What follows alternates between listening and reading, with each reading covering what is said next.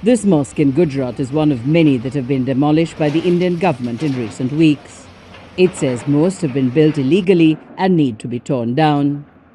But for many Muslims, the destruction of mosques is part of a wider set of policies targeting their community. They say due process is not being followed and there's little room for them to challenge demolition orders.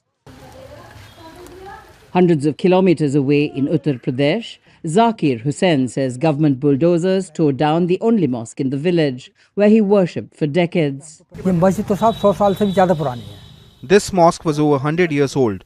It started as a mud structure, then in 1965 it was renovated with bricks and mortar.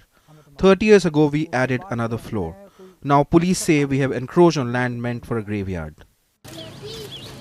Authorities say the mosque was built on state land, and Hussain says he did not have time to challenge the demolition in court. They are bulldozing at all levels. It's not just the buildings which are being bulldozed.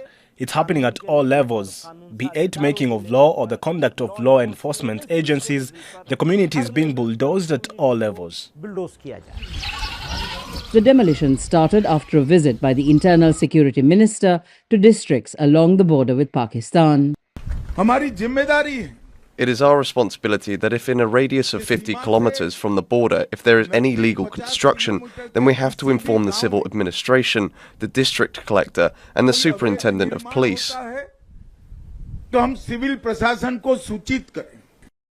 Opposition and Muslim leaders have accused the government of Narendra Modi of using the demolitions as a political tool and unfairly polarizing the country, especially as it is not unusual for religious sites to be built in India without permits for any denomination.